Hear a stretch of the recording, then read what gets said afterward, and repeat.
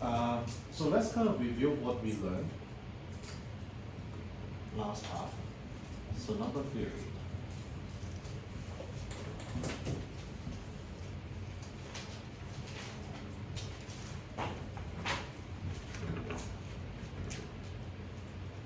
So the first half, we're just going to review number theory 1 to number theory 4.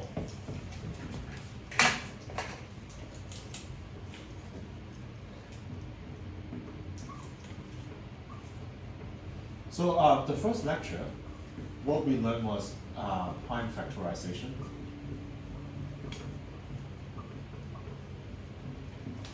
And greatest common divisors.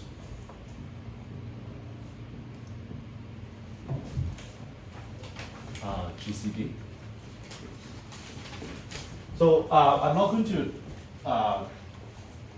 redo everything that we talked about. I'm just going to do a few examples to illustrate kind of what we learned, okay?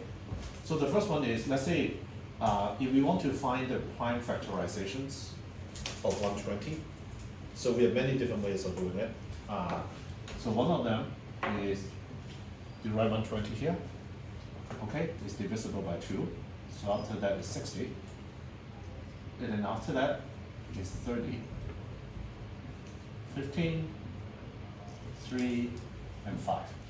So after you... You can also make a factor tree, if like, so you can write 120 and then make a tree. So there's one line pointing to 2, and then the other goes to 60, and then so on. Yeah. It's different orders. Oh, okay. So after you do this, then 120, because we have 2 times 2 times 2 times 3 times 5. So that's the prime factorization. Now, one thing that is not obvious at all is this is unique. Okay? So if I give you a positive integers, there's only one way to write it as a unique prime factorizations. If you want to prove it, like what a mathematician does, it's actually not trivial, okay? But I can tell you that it is unique. So then the next thing we said is how many factors, number of factors 120 has, okay? And does anyone know how many factors 120 has?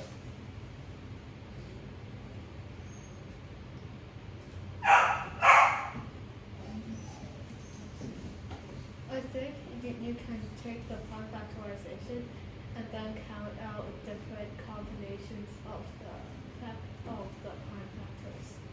Mm-hmm. Yeah. Yeah. So like you can maybe pick 2 and 3 out of its prime factorization. So you know that it's divisible by 6. So it's 6 times.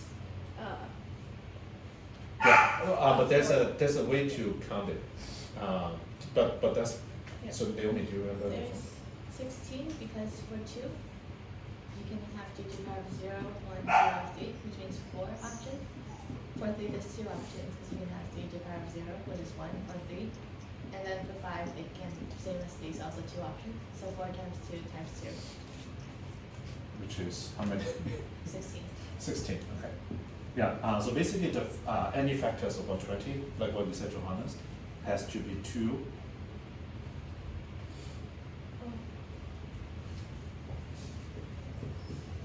and x has to be smaller than 3, y has to be smaller than 1, z has to be smaller than 1, so that's why it is 16. So you can just multiply. You can just do like 3 times 1 times 1. But if you want to also count 1, then you add. Then it becomes 4 times 2 times 2. Right. So the formula is basically the number of Yeah. possibilities. So 3, either 1, 2, 3, or 0. Either 0 or 1, either 0 and 1. Yeah. So you have 2 choices here, 2 choices here, and 4 choices here. So that's 4 16. times 2 times 2. Yeah. So another example, we want to find the GCD of 120 and 54. We talk about 3 different ways of finding it. Okay? Let's start with this is example 2. So there are 3 ways that we talk about how to find it. Does anyone remember any ways, any one of those?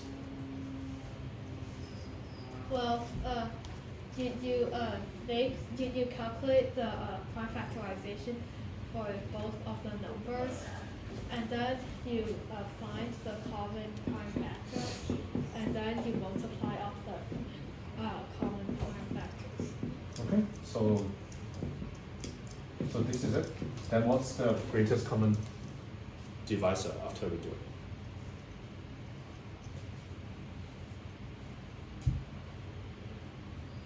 So that is you pick out the common factors.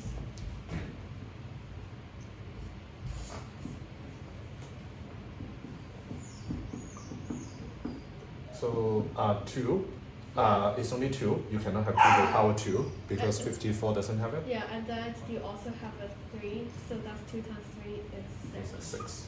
Got it. Cool. So the second way is I'm not going to do it, okay? But basically list all the factors. Okay. So from the formula, you know that there are only 2 times 4, only 8 factors. So you write down those 8 factors for 54, 16 for 120, and then you just find it. Now, we also learned something called the Euclidean algorithm. Okay. So what it is let's say you have 120, and you try to do a division by 54, but also write a remainder. So there will be 2 times 54 with a remainder of 12. Okay? And then you repeat it. You take 54, and then you try to divide it by the remainder. In this case, it's 12.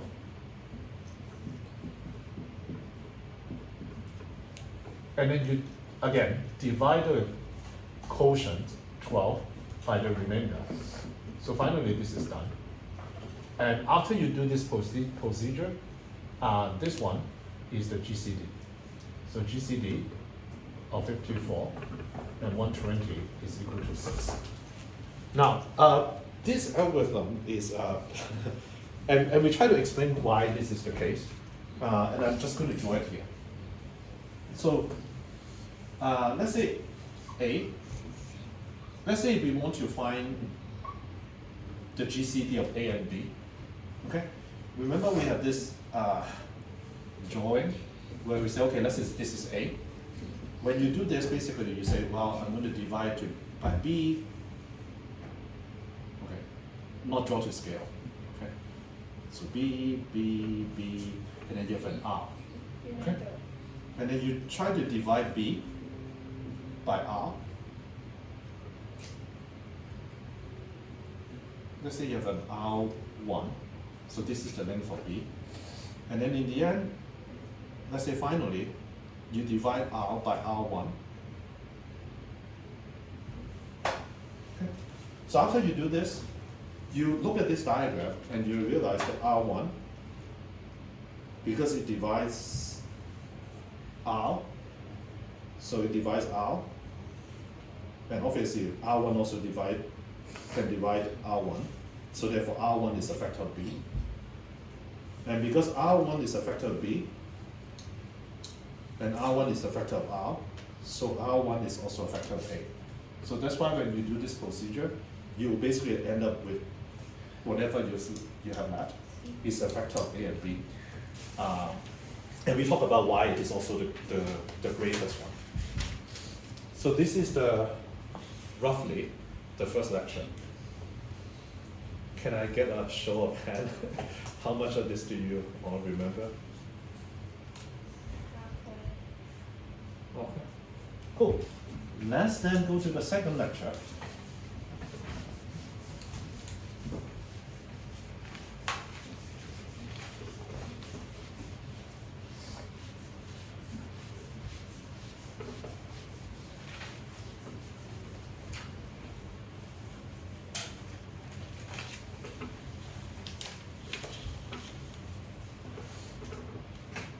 The second lecture, 5.1.2, we learned something called linear Diophantine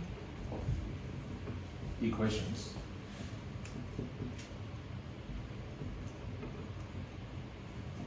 Ax plus by is equal to c.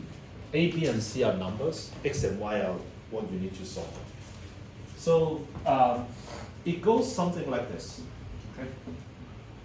I'm making up a real life example. Let's say there are odd numbers of cats and ducks. 34 legs in total. So how many cats and how many ducks are there? So if I turn it into an equation, it would basically be 4c plus 2d is equal to 34. So again, I just use c and d instead of x and y. Okay, this is counting the number of legs. Cats have they have 4 legs. Ducks have 2, so they have 34 together. So it basically means just kind of find all integer solutions. Solution shorthand for this equation. Okay. So the step 1 is find an easy or you can even call it trivial solution. Okay, I'll make a note here. At the 4th lecture, we talk about once you know linear congruences, finding the trivial solution can be easier. Okay, but in this case, I don't think you need to use any congruences. You look at this. Mm-hmm. Can you just make one of them 0? So can you do something like 4 times 0, so c is 0, and then d equals 17. Mm-hmm. Okay. Yep. Now, one thing that we need to make sure is a and b is 1. So a and b in this case is 4 and 2. This is again shorthand for GCD. Okay, so GCD of 4 and 2 clearly is not 1. So what do? We make it simpler. Divide the whole equation by 2, so it becomes 2c plus d is equal to 17. So now 2 and 1 clearly is 1. Okay. And just to be clear, this 0 and 17 is still solution to this. So you make a simpler equation? Yeah. Okay. Yeah. And after that, we learned about the formula is once you do it like once or twice, you basically just write down the trivial solution first. Okay. And then you you basically say I'm going to plus t and then minus 2t. So the idea is once you put this back here, 2 times t will cancel the minus 2t, so it will be the same. So therefore, whenever t is equal to 0, plus minus 1, plus minus 2, whatever, so this is always a solution. So now, let's go back to, well, if you just solve it mathematically, this is basically your answer. Okay? But we are trying to solve a real life problem. So let's just kind of draw a table.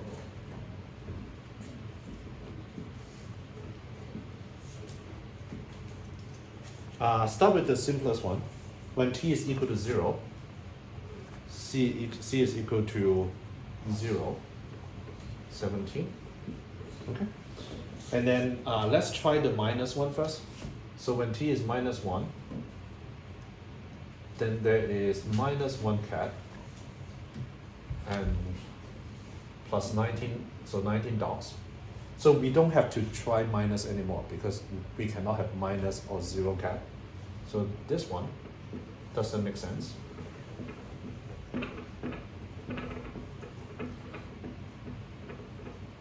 So we'll stop trying the minus direction, okay? But now let's try the positive direction. When t is equal to 1, c is 1, d is equal to 15, c is equal to, t is equal to 2, then it's 2, 13. If you kind of write it out, the last one that makes sense is when c is equal to 8. Sorry, when t is equal to 8, this is 8, and then this is 1. Because once t is equal to 9, again you have this kind of minus 1 duck situation. So basically then look at this, you'll basically find there were only some 2 to 3 combinations that have both the odd numbers of cats and ducks. I believe there are 4, but I'm not going to do it. Basically you list out all the 8 combinations, there are only 4 combinations that you have both an odd number of cats and an odd numbers of ducks. Can I get a show of sign on this one?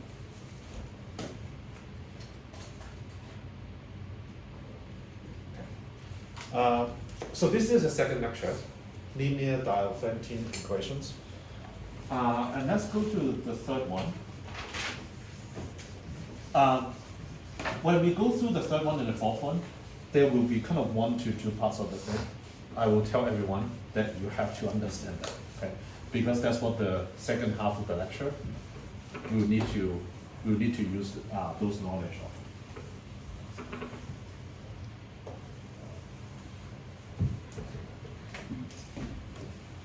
So the third one is called congruences.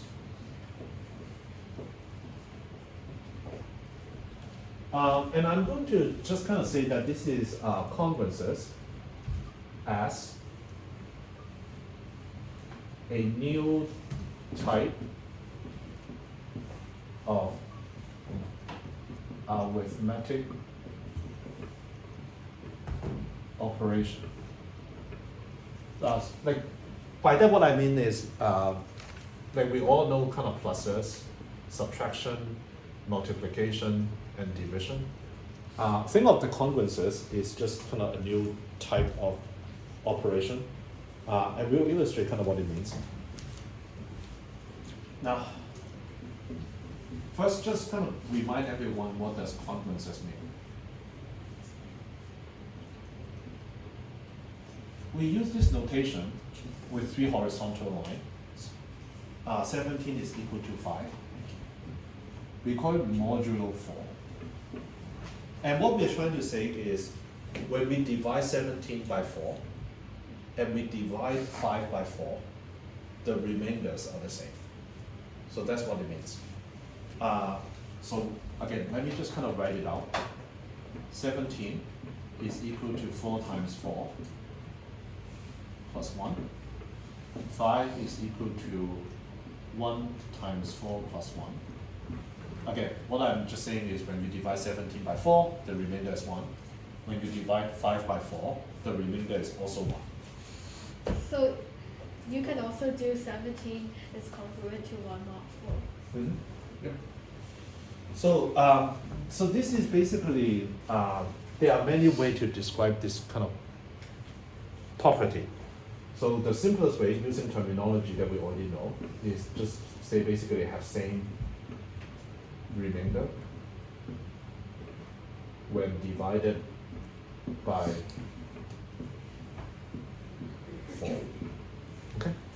Now we also learned the term called least residual.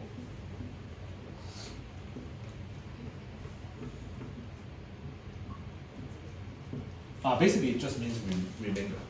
It kind of was because of the reason that Johannes asked. Well, there are many numbers.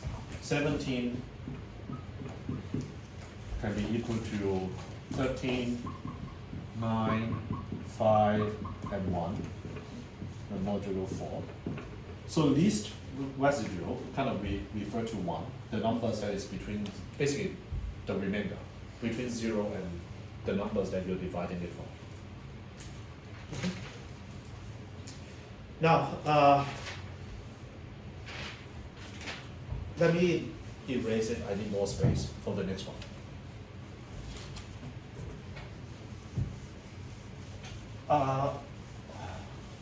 So in the spirit of trying to explain why these kind of conferences is just another type of operations, so we did some comparisons.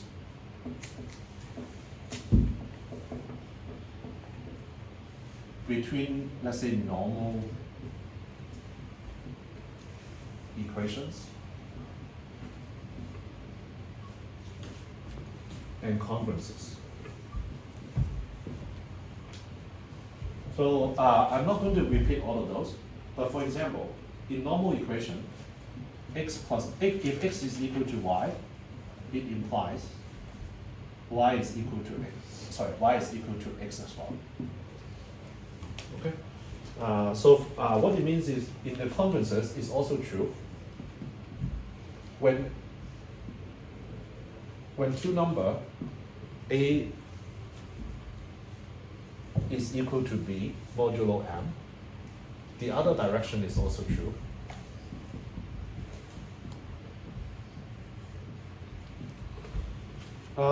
And then there's another one, which I believe is called transitive property. So if x is equal to y and y is equal to z, then we can basically say, well, x is equal to z as well. The same is true here. Let's say if a is congruent to b modulo m, b is congruent to c modulo m, then we know a is also congruent to c modulo m. So give an example here from the previous example. So what we basically say is, well, if 17 is equal to 13 modulo 4, let's say 13 is modulo to another number, let's say a modulo 4. We don't know what that a is, but because of these two equations, we can basically conclude that whatever the number a is also congruent to 17 modulo 4. So it's an example to illustrate this. So one more boring one, and then we'll get to the one that is interesting. The third one is something, again, we take it for granted. If x is equal to y, w is equal to z, then we can basically add, it's like a scale. We can basically add it on both sides.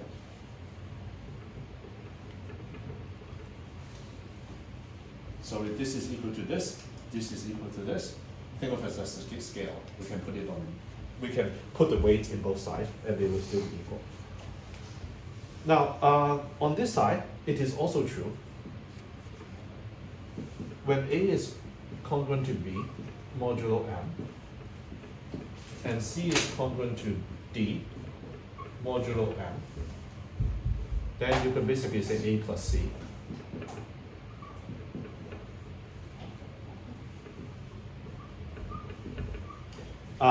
You could basically use some numbers to illustrate this. Okay. Now I'm going to go to the fourth one. The fourth one is I'm going to erase this, and I'm going to move on to the fourth one. And the fourth one is the one that you need to remember. Okay.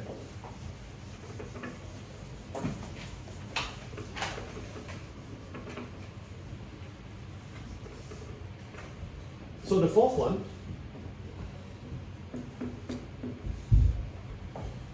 if a times x is equal to b times a times y, x is equal to y. So we can basically just cancel a. Now on the right hand side, is it true? I'll give you an example. 5 times 3 and 5 times 6. So this is 15. this is 30. So both of them are divisible by 5. So that's why I said when it is modulo 5, that both sides are the same. However, we cannot divide 5 on both sides.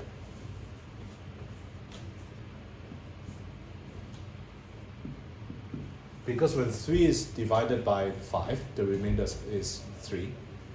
When 6 is divided by 5, the remainder is 1. So this is not true. Okay. Now what is true though is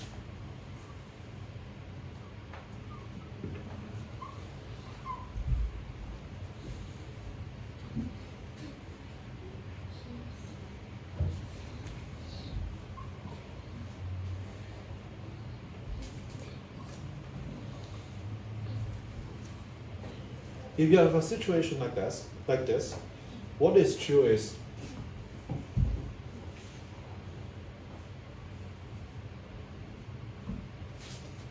if kind of the greatest common divisor of C and M is equal to 1, so there's a fancy term for this, it means it is kind of relatively prime.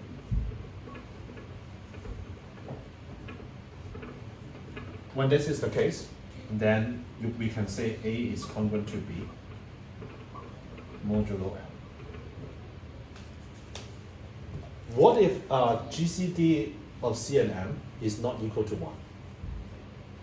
So let's say you have a common divisor. So in general, you can basically say modulo M. You can basically say A is still congruent to B modulo M divided by C. So this is an integer because we are saying that in this case, C and M is not equal to 1. So there's a number that we can basically divide this by. Now, this is the part that you need to remember. So when we cancel something in linear congruences, you can only do it if the numbers that you are divided by is relatively prime to M. Now the way that I will help you remember is, actually this is not true too either. Why is this not true? If A is 0, then X or Y can be anything. Yeah, I didn't say it at the beginning. I want to say now, is I guarantee most of you at some point in your exam will lose probably like 2 to 5 points because you forgot about this topic. Okay. This actually does not imply this. AX is equal to AY imply X is equal to Y or A is equal to 0. Another way of putting or saying the same thing is when A is not equal to 0, then you can cancel out A. So the reason I kind of said it only in the end is, well, it depends on what you're going to study. Okay, you study computer science or mathematics, you might do a lot of this because we use this in cryptography. But this looks really weird. But what I want to remind you is actually, whatever that you think that you were familiar with, it also have this condition. But you just kind of done this so many times, you even forget about, oh, it's only when there's this condition before I can divide it by, before I can cancel out A. I'll do one more example from this lecture. So we talk about the example 1 to illustrate what the notation is, and then this comparison.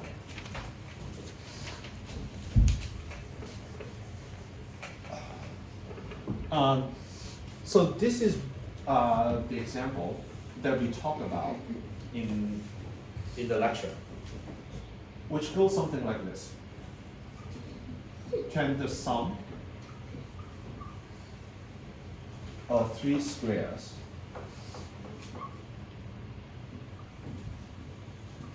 be 8n plus 7, n greater than 0.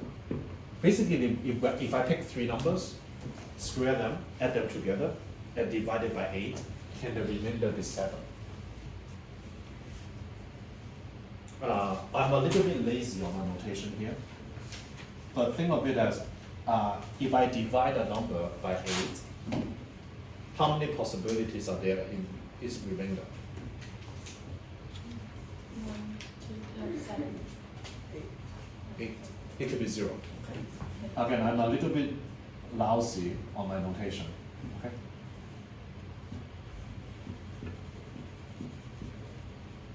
So basically, it is kind of one of these kind of 8 possibility when modulo 8. Okay. So then when I square a number, if the number was divisible by 8, when I squared it and divide by 8, the remainder is still 0. If the number, when it is divided by 8, the remainder is 1, you squared it, the remainder is still 1. Does it make sense? If it is 2, when you squared it, it is 4. When it is 3, you square it is 9. But the 9, after it be divided by 8, the remainder is 1. 4, 4, 16, so that was 0. 5 squared is 25, but then when we divide by 8, the remainder is 1. 36 divided by 8, the remainder is 4. 7, 7 is 48, 49. 49 divided by 8, the remainder is 1. So it turns out, what I show here is, when you have a number, you squared it, and then divide it by 8, the remainder can only be 0, 1, and 4. Okay. So then the question asks, if you have 3 of this, can it be 7?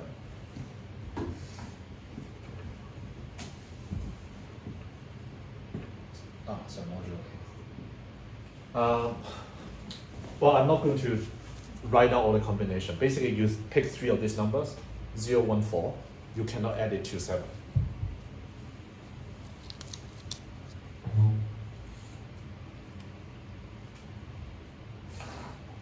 Can I get a show of hand on this so far?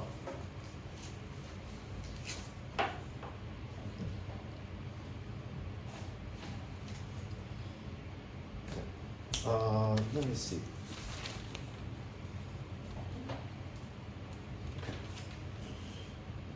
So let's do the last lecture.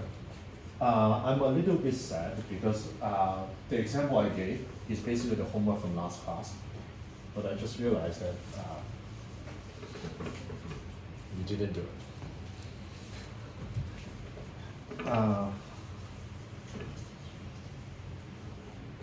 So what do I do?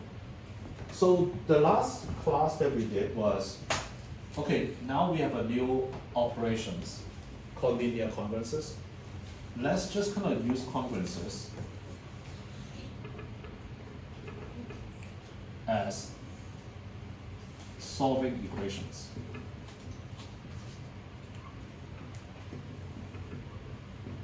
Okay.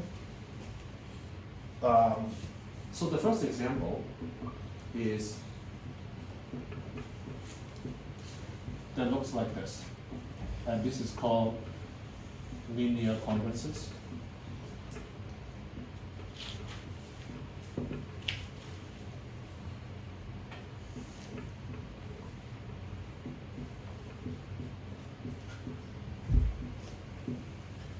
So first I want to ask like this, I want to make sure everyone understands what this question is. It basically, we ask kind of what are the x's when you multiply it by 4. On the right hand side, because when 6 is divided by 18, the remainder is 6. Okay? So what we're asking is, what number times 4, when divided by 18, the remainder will be 6. Times 6? Hmm? Times 6? Times 6? Oh, great. I think all of you in the last homework have the same answer, get half of the credit. Okay. So let me just talk about how to find 6 first. Okay, and 6 is not the only answer. There is a theorem that we talk about in the class. You basically take this number A and M and calculate the greatest common divisor, GCD of 4 and 18. What's the greatest common divisor of 4 and 18? 2. So there was a theorem that said that if this is 2, then that means there will be 2 solutions. Okay? All of you in the homework basically found 1. This is a fun part, in my opinion. Like I think all of you know how to solve an equation like 2x is equal to let's say 34. You just divide both sides, and then you basically say, oh, then it's 17. Okay. If it is, let's say 2y plus 3 is equal to 21, then what do? You subtract 3 from both sides first. Then it's 18, and then y is equal to 9. Right? Yeah. Okay. So now this, in my opinion, is actually a bit fun because it's. I always felt this is a little bit like playing board games because now you know a new set of rules. Just try to apply it. Okay. In a normal world, we want to divide by 2, right? Now, but in this case, because 2 and this has a common divisor, okay? So then what you need to do is 4 divided by 2x, 6 divided by 2 is equal to modulo 18 divided by 2, okay? So then it means this is 2x plus 2x is equal to 3 modulo 9. Okay. Then what do we do next? Now, because we are now in the world of modulo, You can add 9. yeah, we can add 9 to the right hand side. Because you can add whatever multiple of 9 to this. Because we are talking about, we are only interested in the remainder of the numbers when it's divided by 9. So let's add 9. So then it becomes 12. And now we divide by 2 again. Now this time we do not have to change this because 2 and 9 are relatively prime. They don't have common divisor. So therefore x is equal to 6. And you plug it back in. 6 times 4 is 24.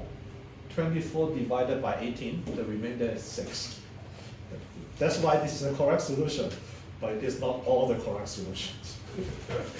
So you have 6. Another one that you have though is 15.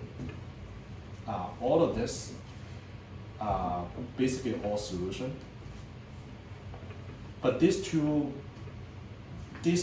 are not what we call the least residue, because 24 is smaller than 18, 33 is smaller than 18. So the only solution that we think about is those that are less than 18. So because of that, the solution is 6 and 15.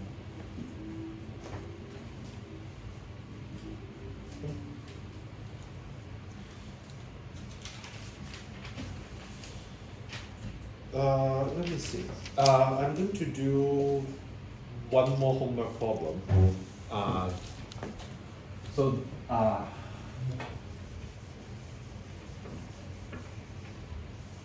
how did you all do with the Chinese remainder theorem problem? Can anyone say the problem in Chinese?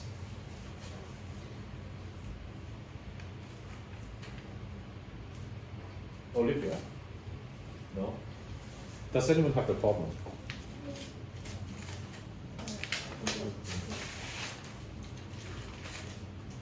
Yeah, I think it's roughly like this. 有物不知其数，33数字生2，55数字生3，77数字生2，万物几何。Roughly, it means the following. You have a bunch of, let's say, goldstone or marbles. When you count kind of 3 at a time, in the end there were 2 left. Okay? But when you count 5 at a time, there were 3 that were left. But when you count 7 at a time, there were 2 left. And then the question is, how many marbles were there? It is one of the many reasons why that is named as the Chinese remainder theorem.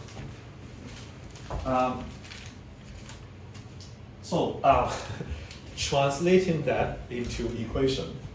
So what it means is, now, when we count it by 3, the remainder is 2.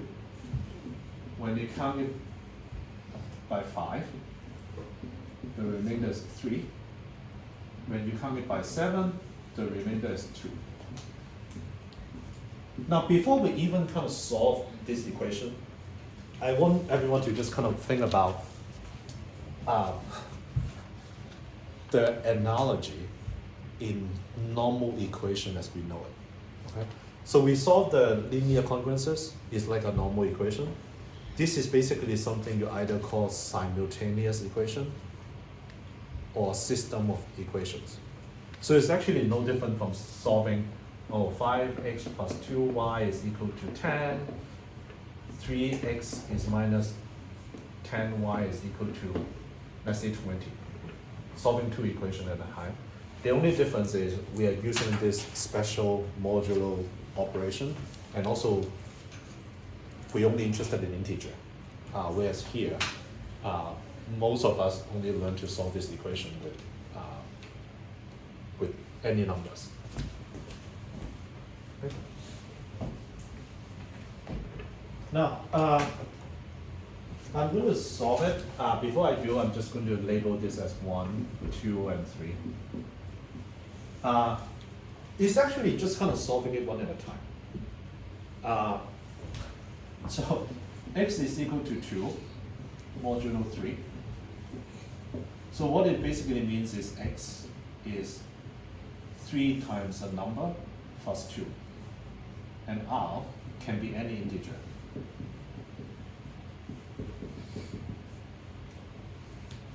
I want to make sure I get a show of hand. Does it make sense to everyone? So basically, if x is a multiple 3 plus 2, then when you divide it by 3, then the remainder has to be 2. Okay? So any numbers that looks like this will satisfy equation 1. Do you agree? Okay. Now, let's kind of substitute it into equation 2. Put this into equation 2. Okay. Then what it becomes is now 3r plus 2 is congruent to 3 modulo 5.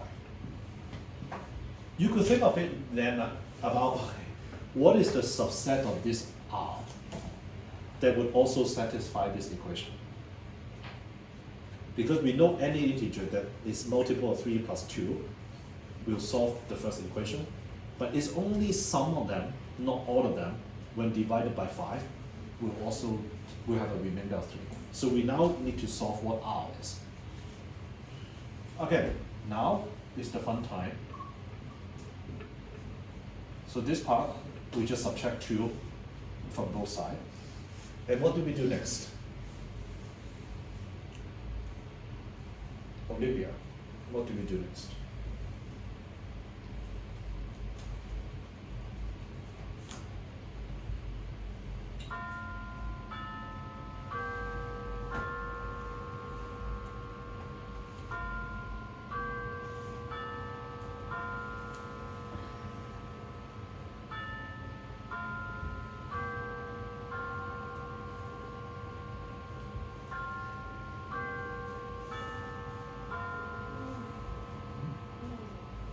Daisy.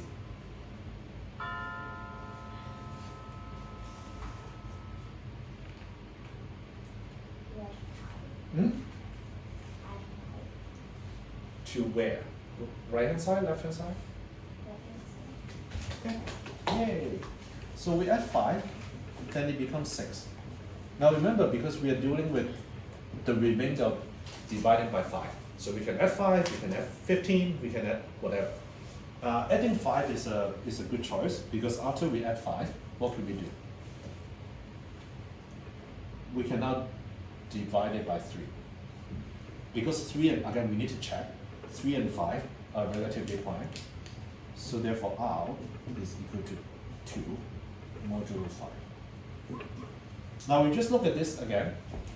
So what it means is R is a multiple of 5 plus 2, where T is equal to 0 plus minus 1. Now take a step back. We basically just kind of saying not all R can satisfy the second equation. It's only R that are 2, 7, 12, 17 that will satisfy equation 2. So now we put it back to here. So we basically get some new information. X has to be 3 times R plus 2, which is 15R plus 8, where T is equal to 0. Okay, one last step. So now we know if an integer looks like this, 8, 23, 38, etc., it will satisfy the first 2 equations. But it needs to satisfy the third one as well. So we're going to put it back to the third one.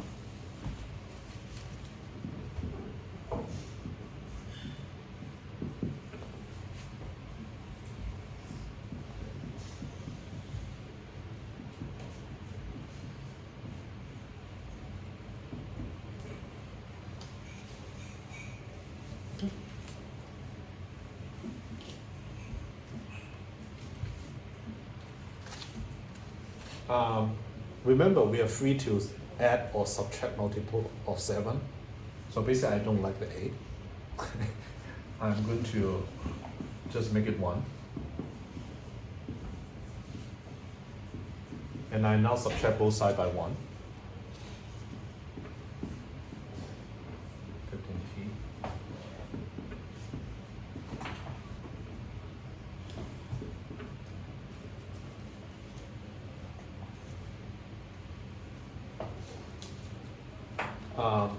There are many ways you can get to the answer. One way to get it is, I'm going to subtract both sides by 14t. Because 14t is also a multiple of 7, you can do it. If you don't like doing that, you can basically say, I want to add 14 on the right-hand side, which is the same thing.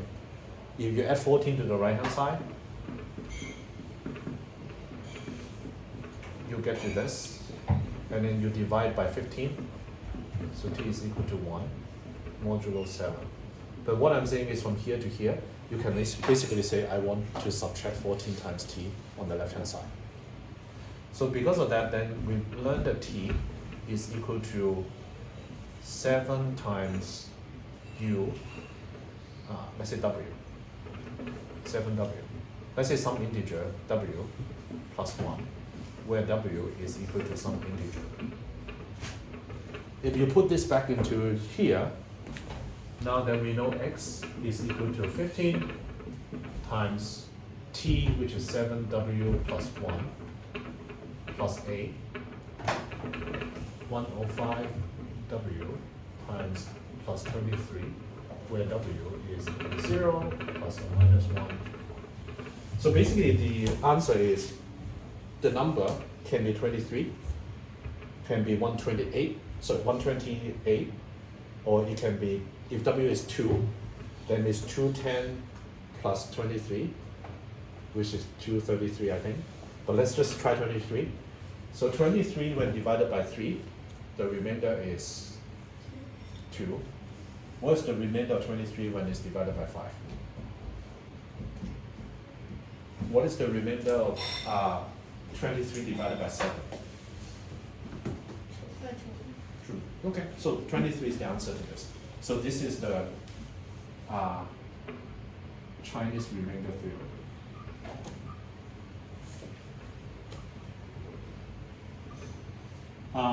So I won't talk about it. I had an example, but we overread this a little already.